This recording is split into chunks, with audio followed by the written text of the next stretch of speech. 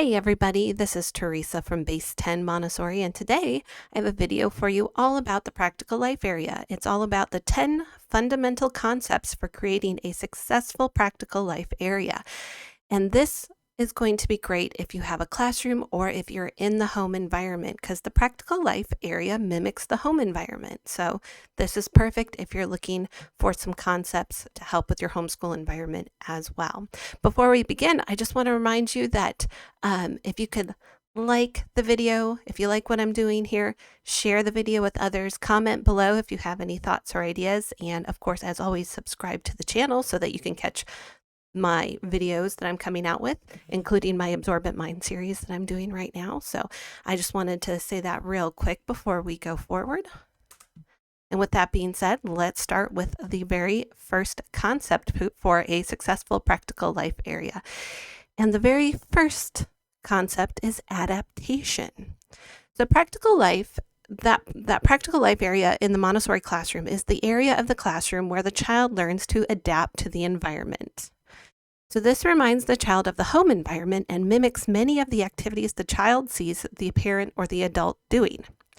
So the question here is, well, how does that apply to homeschool families, right? They're already at home. They don't really need to adapt more. Well, then I would change the focus slightly.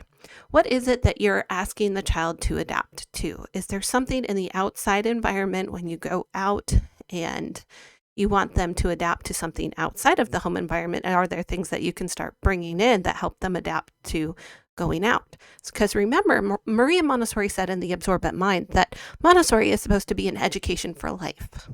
So if we're talking about adaptation here, we want them to adapt to life, and we're going to continually bring them just a little bit more into the world from the home environment. And this idea of adaptation is always going to be what comes next. What is a small step next in what they have to adapt to for life? Also, keep in mind for the home environment that the practical life area is exactly what it sounds like. So just think of the words practical and life. What does that mean for your environment? Are there things in your life, practical things at home that you want your child doing? So just think about that. What are the practical things in your environment, the practical life skills that you want your child to acquire? So if you're homeschooling, just kind of keep those concepts in mind about adaptation and making sure that what they're doing is practical and applicable to the environment that you're creating for them at home. The second concept is independence. So this is really important, and we are talking about that a lot right now with the Absorbent Mind series that I'm doing. So this is a huge concept in Montessori. So one of the direct purposes of the practical life area is to help the child become more independent.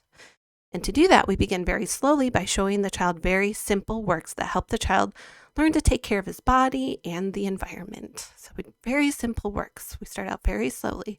Eventually, the works become more complicated and require more time to accomplish. For example, baking and sewing and woodworking, those are all activities you might find in the practical life area. And for example, starting with baking, if I'm going to start a baking curriculum, I'll just show a 2.5 to 3-year-old simply how to measure with a teaspoon. So maybe I'll just have a cup of baking soda there, and I'll just show them how to scoop with the teaspoon and level it. And that's the entire work right there. We're not actually baking yet. We're just learning the skills for how to measure. And so we're going to break those down into really small skills so that by the time they do the baking, they're pretty independent. So breaking down those activities into small steps and showing them the way forward so that by the time we put lots of steps together, they can do it without the supervision of an adult. That's what we're going for. So we want to show them how to do all these things in the home environment and have them become successful at doing it independently. So my question for you, if you're not a Montessori teacher or if you're a homeschool parent and you're really trying to figure out how to make your environment a little bit more independent for your children, just think about what is it that you want your children or your students to be more independent at? Is it taking care of things that are broken or things that fall on the floor? Do they need to have a lesson on how to sweep things up? Are they constantly spilling things? Is the sink is the sink area constantly way too wet? Perhaps if you're running into a problem of every time they go to wash their hands, there's a flood of water around the sink, and now all the wood is getting moldy or rotten. I don't know if any of you have ever experienced that. It happens a lot in my classrooms. And so bringing that to their attention and giving them small skills about how to clean up that area is something you can do. So having them take care of the environment, having them participate in the home environment or in the classroom environment for those cleanups is a really important step for independence right there. And it's going to make your world probably a lot more peaceful if they do become a little more independent in those areas. So the third concept is isolation of difficulty. And this is one where I think it really demonstrates the idea the best on these dressing frames, which are the pictures on the left. So Montessori shows the child one skill to master at a time. We're not combining skills. We're just doing one skill at a time. For instance, instead of showing a dressing frame full of buttons and zippers and laces and all those things together, we only show buttons. Like on one dressing frame, it'll be just buttons. On another dressing frame, it'll be just tying a bow. On another dressing frame, it's just zipping or just buckling or just snapping. So notice on the picture on the left, it's one skill. We're not combining skills, at least not when we're introducing a new idea, a new concept. So we want to show one skill to be mastered at a time. And then when the child has mastered that one skill, and then maybe they've mastered two skills separately, that's when we can combine them together to have a more challenging work. So I don't think the picture on the left shows it, but there is a dressing frame where we start combining a couple skills, and it's very complicated, and usually I show that to my third-year students, my 6-year-olds. So just keep that in mind, that whatever you're putting out there in your environment, break it down into small skills that are separate and think, okay, what is the skill in this activity I want them to master? And if there's more than one skill, make sure to introduce those skills separately before you combine them, because that isolation of difficulty is how the child perfects himself. He wants to master one skill, perfect himself in one skill before he moves on to another skill or combined skills. The fourth concept is repetition. So repetition is an important concept in Montessori for all the works, but this is particularly true in the practical life area because we invite the child to master one skill at a time. The child needs to repeat the activity to perfect the skill. If you show, let's say, sewing a button once and the child does it once, have they perfected the skill? No, because it takes repetition to perfect something, right? So we want the child to go back to the work and repeat it. And if they're not interested in the work, they're not going to do that, right? So that's one thing we have to keep in mind. And I'll come back to that idea in a few more slides. So having something that appeals to the child, and it might not be button sewing, right? You might want them to gain that skill, but if they're not interested in it, they're not going to repeat it. So that's something we're going to have to keep in mind for later. But the work in the practical life area is designed to invite the child to repeat the action, to repeat the activity. But it has to be purposeful work to the child. So even though you might want them to gain the skill of sewing a button, perhaps at least not at a particular time you show them that lesson, it might not be purposeful for them yet. They might be needing another movement and another skill first before they can get to that one. And Montessori really believed that the child's work is to perfect and complete himself. So we want to give them plenty of opportunities to repeat. It shouldn't be a new concept all the time. We should give them a new skill and let them work on that and repeat it until we see that they've gotten to a point where they've really perfected it. So I never introduce a new skill until I see that they have a level of perfection on the previous skill. And point of interest, if you watched my table scrubbing video, this was an important concept that I mentioned in that video, the point of interest. So in practical life, there are experiences within the work that captures the child's attention and it encourages him to repeat the activity. So there's the word repeat, right? What gets the child to go back and repeat an activity. And that's the point of interest. Now, if you're doing the table scrubbing lesson that I showed you, a point of interest in that is often the bubbles on the table. That's usually a really big point of interest. Pouring water, the sound of pouring water from a pitcher, that sound is a point of interest. So bubbles, sound, it could be just the fact that the table is clean and shiny when you're done. That could be a point of interest. So when you're thinking about how am I going to get this child to repeat an activity, think about what in the activity is going to be the point of interest. And sometimes you'll be surprised if you're making up an activity, if it's not one that's handed to you in an AMI album and it doesn't say the point of interest is this, and you're making up your own lessons. You have to think to yourself, what is going to be in this work that really calls to the child and encourages them to repeat it to the point of perfecting this skill? So think about that when you're putting out a work on the shelf. What's that point of interest? Because that is the motivation for the child to go back and repeat the work. So there's something to keep in mind. And 6, the control of error. If you listen to any of my other videos, I talk about the control of error a lot because it's really how we understand if we're mastering something. So the control of error is this external feedback from the environment or the materials, but hopefully not the adult. The adult is the last person on the list that should be giving feedback to the child. And this is where Montessori is trying to differ from traditional education. So the external feedback from the environment or the materials that the child is working with. So that external feedback, the child receives it from the activity, and that lets him know if he did the work correctly.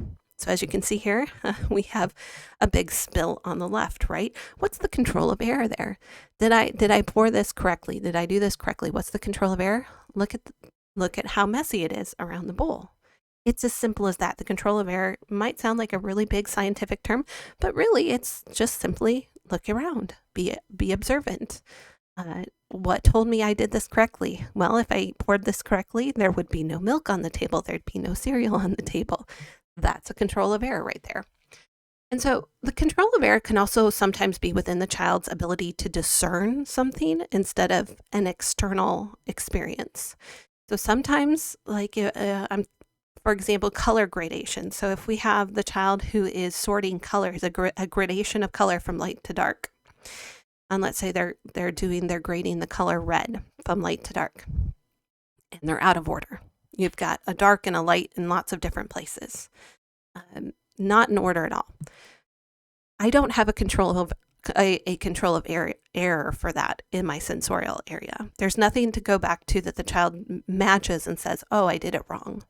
It simply is, I trust the child to develop normally with this work, and eventually they'll be able to discern it if I provide this opportunity for them enough. So there are some works in the Montessori environment where the control of error is simply providing the opportunity for the child and trusting his development will eventually take him to notice on his own that he'll be able to discern whether or not he did the activity correctly. So, and when there is an error, it's really important to point out that this is an opportunity to offer a new lesson. So you think, okay, well, the child didn't take care of the error. So he knows that the milk is there, right? The cereal is there. And now if he hasn't had that opportunity to sponge a table, to wipe up a table, or to use, let's say, a crumber, right? I have crumbers in my classroom so they can sweep up the crumbs, a table sweeper. This would be an opportunity to offer a lesson on that. Right? This is an opportunity. So we're not going to discipline the child. We're going to offer opportunities for a new lesson. And if the child isn't ready for that lesson, there's probably a child in the classroom or hopefully maybe in your home environment that is ready for that lesson. And that's when you also depend on having multi-age classrooms. In Montessori, I have a 3 to 6 year old environment. And if a 3-year-old's not ready for something new, to acquire a new skill that helps them with their control of error, perhaps another child is ready, and I will give them the opportunity to do that. And so that's an important thing to keep in mind. But also, the response from the adult, getting away from the discipline part of it, is really the observation. So the observation part for the adult is thinking, okay, is the child not noticing the control of error or not taking care of the work because they're not ready for this work? Or do they not have the skills for this work? Where in the process is the child getting hung up? And it could just be that they didn't want to do it, right? And that's when you go back to having a little bit of discipline. Oh, well, nothing else is available to you until you clean this up, right? None of the other works are available until this happens. So if you're certain that the child has the skill already, that's when you can start applying a little bit of discipline right there, right? And another thing with the control of error is not just for the child, but it's also for the adult to observe, to take notes and say, okay, this can be an informal evaluation of the child's development. And for instance, if you're working with a child maybe who can't cross the midline and they're trying to do table sweeping, and instead of cleaning it up, the mess is getting bigger because they can't cross the midline. And children with autism often have difficulty crossing that midline. And so when I ask them to sweep up all the rice that they spilled, it just seems to the mess gets bigger. It seems to grow.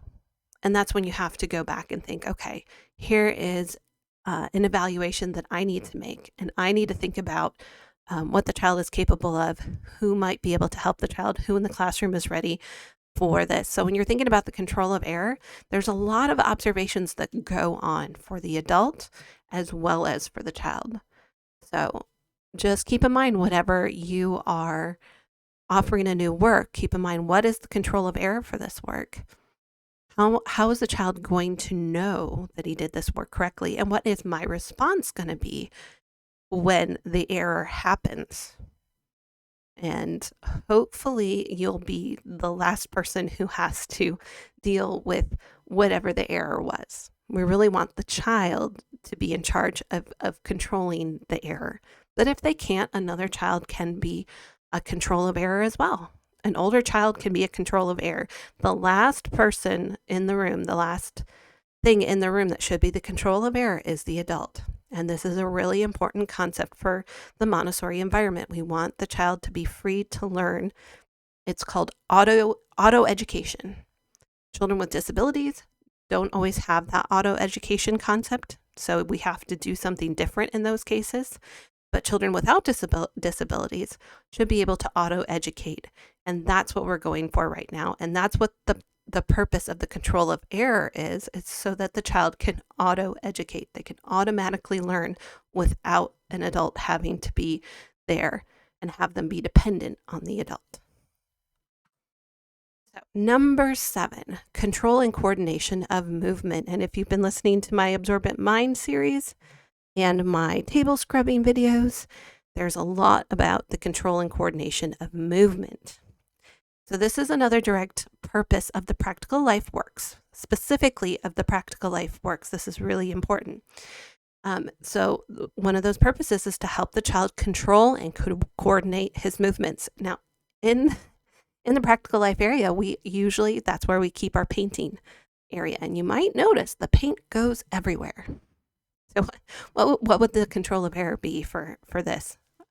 Just think about that for a second. And then when we have the control and coordination of movement, instead of the paint ending up everywhere, the paint will end up where it should be, right? Because the child can control his movements. He can control his hands. He can control where he puts his brushes. A lot of the times what I do is I put my paint, I put my acrylic paint in little glass bottles with eyedroppers, and they eyedrop their paint into a little dish. And sometimes that's really hard. And sometimes we get those, like empty ketchup bottles, those empty plastic bottles, and they squeeze it into there. For young children, that takes a lot of work. That takes a lot of muscle. Usually the very young children have a little bit of difficulty with that. But the older children, they've been practicing. They have the control and coordination of movement to be able to squeeze that paint out perfectly. I like to say ... not a lot, just to help them understand, when you control your movements, your control of error as well changes, right? Because they're dependent upon each other. So this helps develop the child's will, the willpower, and creates independence, right? Well, there's something really satisfying about squeezing all the paint everywhere and just going crazy, right? But allowing the child to do that doesn't develop his willpower, right? We want the child to not be at the mercy of his impulses, at the mercy of his sensorial experiences. We want him to be in control of that, and that control over his senses, the control he has over his body and over the materials he's working with, that's the development of the will. And that development of the will also affects independence and the ability to be more independent. So it all kind of works together. Number 8, the development of the hand. So in addition to the control and coordination of movement, the development of the hand for writing is an important goal of the practical life area. So when you're talking about the practical life area, either in your home environment or in a classroom environment, developing the pincer grip for the hand is really important. And Montessori believed that the hand was the instrument of the mind, and that connecting the hand with the mind was an important part of development for that 0 to 6 age group. And this is becoming even more important for that age group because children are spending more and more time on iPads and spending more time with things like markers that don't require a lot of pressure, doesn't require a lot of hand development. And that's why in Montessori, in the practical life area, we use a lot of colored pencils and chalk, not markers. And we don't have electronics. We want to have things in the environment for the child to manipulate. If you're in early childhood education, if you're in childcare, think about the manipulatives, right? You have a manipulatives area for a lot of that. The manipulation is supposed to be developing the hand. Well, in Montessori, what we're doing is we're putting that into our practical life area, and we're developing that in addition to practical life skills. So the development of the hand is really important. Number 9, a logical sequence of order. So the work in the practical life area should follow a logical sequence of order.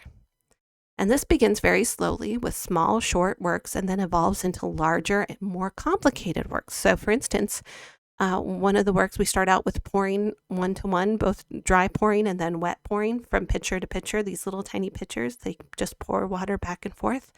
And eventually we show them how to do a longer work, washing their hands, which involves pouring water, getting soap out. Again, those bubbles, that's a point of interest right there. The sound of pouring water is a point of interest. So they're putting together a few skills there. They're washing their hands. That's going to take maybe 10 minutes. Depends on how much the child really enjoys the experience of washing their hands. Sometimes they spend longer, sometimes they spend shorter. And then washing their hands, once they've mastered that, they go into washing a table. And all of these steps have a logical sequence of order. You don't put the soap on before the water, right? You need the water first, get the hands wet, and then we put the soap on. If we're cleaning let's say we're cleaning a window, that could be another Montessori work. We don't squeegee the window before we put the water on, right? It has to be wet first. There has to be this logical sequence of order. The child should be able to say, well, I don't remember exactly how I was shown how to do this, but I know that it makes sense to do it this way, right? All the steps in the lesson, before you present it to a child, they should be thought through by the adult before the presentation so that the sequence is perfected before you demonstrate the lesson to the child. So practice it a few times. And I have been guilty of this myself, of trying to rush and put out a new practical life work that I've thought up, and I didn't think through all the steps, and I get to presenting it to the child and I'm like, I should have thought of that. This would have been better to have done it this way. And so we all do that once in a while, right? And then we learn, I need to perfect this a little bit more before I try and present this. And so this is really important in the Montessori environment because it helps to develop the mathematical mind. A logical sequence of order, many steps, starting out small to very complicated. This logical sequence of order is a mathematical concept right here. The child will experience an increase in logical steps as he masters new skills, and this helps him prepare for lessons in the math area later. So we're developing the mathematical mind. You don't even need to show numbers. You don't have to worry you don't have to worry so much about jumping right into doing the one-to-one correspondence and number recognition. Focus on a logical sequence of order and start small and then grow it big, right? Start adding more steps as soon as they master simple ones. Add more steps on. That logical sequence of order does affect the mathematical mind. So keep that in mind as you're putting things together in your practical life area.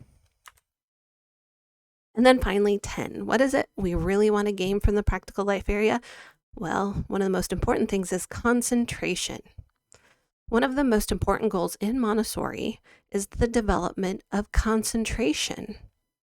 And this is something, surprisingly enough, that traditional education doesn't seem to be teaching. They don't seem to have a method for teaching this. It's not a concept for them. So children begin with short presentations. Like I said earlier, like that one-to-one pouring of water back and forth in a pitcher eventually becomes a longer work of scrubbing a table that could go on for 30 minutes. Depends on how big of a table and how many tables they want to scrub, right? They could do it for 3 hours straight if they want. So these presentations may only last a minute at first. They may only do it for a minute. And then it continually increases until the child can work for 3 hours at a time. And in Montessori, this is called the 3-hour work cycle. In my mornings, I have a 3-hour work cycle. And when we start out at the beginning of the year, no, we are not at a 3-hour work cycle. We have to work up to that. And that's why usually in the Montessori environment, if parents want to come and observe, we kind of ask them to wait until the classroom's normalized, which means that the children have enough work to do. They're developing their concentration to the point where they have some concentration to demonstrate to the parents. And so we want to make sure we're building up that concentration first before we're adding in any potential distractions. So that 3-hour work cycle is really important in Montessori. So we're building up to that point, and I can go into this a little bit more later. I don't want to take up too much time on the 3-hour work cycle. There's a little thing called false fatigue you have to be aware of in that, and I can make a separate video on that if you're interested. So just leave a comment below if you are. So we're starting small and we're growing that concentration to a 3-hour work period. Now, growing that concentration, that can be a challenge, right? So concentration only happens when the child finds a work with a point of interest that calls to him and encourages repetition. And I said earlier, not every work is going to call to the child. Not every child is going to be interested in sewing a button. Not every child is probably going to be interested in the hand washing work.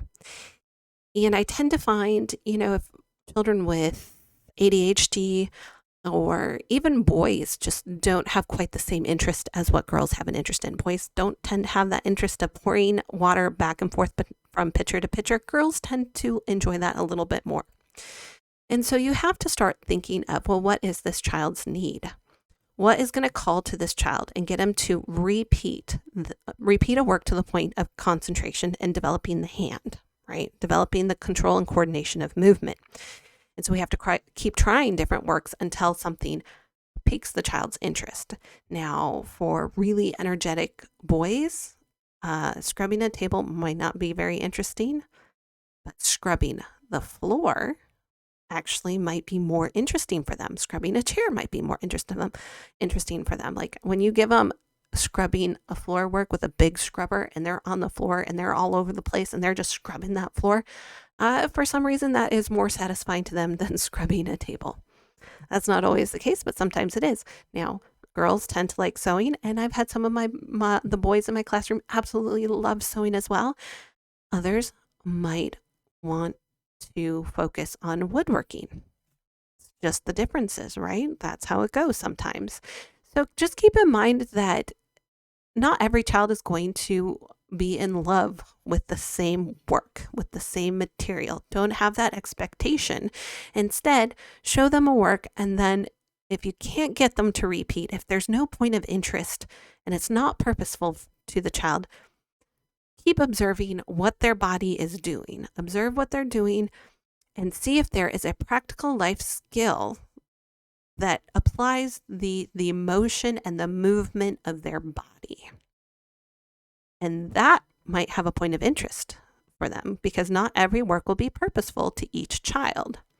So you have to continue offering lessons until the child finds a work that calls to him. And that's what creates concentration right there. And concentration is what normalizes the child. And it can bring a lot of healing to a child that might be going through some trauma. And if you look at, I love this picture that on the left of this child concentrating. And this is what we really want to see. We want to see a child really engaged with what they're doing to the point where the rest of the world, the rest of the environment kind of just disappears. And all that exists is the work in front of them. That's what we want to see. That's what concentration is. And if you can concentrate, you can do anything.